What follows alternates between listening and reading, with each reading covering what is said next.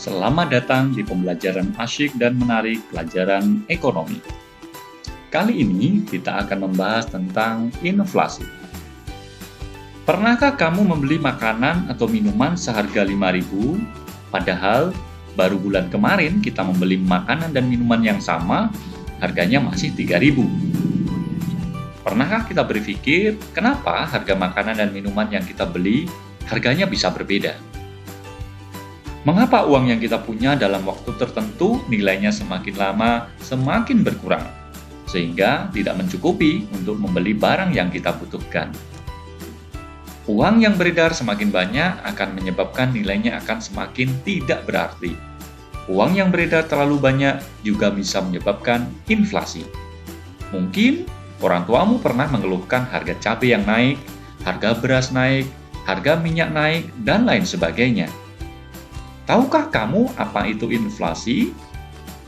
Inflasi adalah terjadinya kenaikan harga barang atau jasa secara bersamaan, menyeluruh, dan terus-menerus.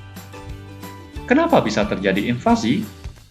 Penyebab inflasi yang pertama disebut dengan demandful inflation, yaitu inflasi yang dikarenakan tingginya permintaan terhadap suatu barang atau jasa.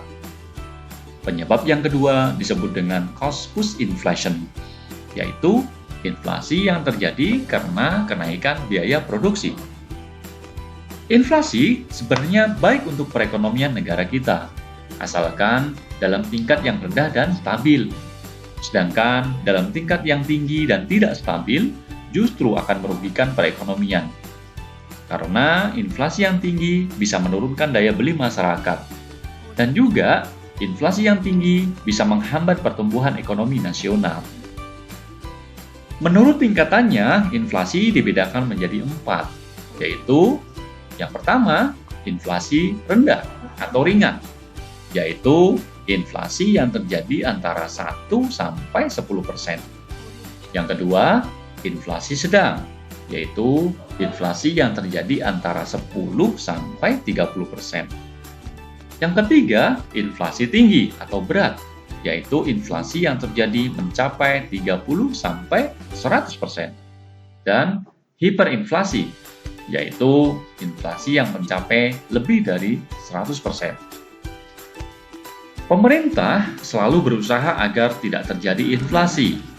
Langkah-langkah yang diambil pemerintah untuk mengatasi inflasi adalah yang pertama, kebijakan moneter, yaitu mengatur jumlah uang yang beredar dengan cara membatasi kredit, menaikkan atau menurunkan suku bunga, menaikkan cadangan kas oleh Bank Indonesia.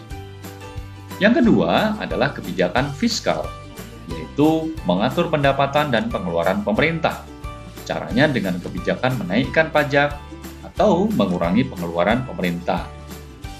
Yang ketiga adalah kebijakan non-moneter, dengan cara menambah hasil produksi, menetapkan harga barang, dan menjaga kestabilan tingkat upah, dan lain-lain. Itulah sekilas gambaran pembahasan tentang inflasi, penyebabnya, dan cara mengatasinya. Sampai ketemu di pembahasan yang lain. Jangan lupa belajar terus ya. Terima kasih.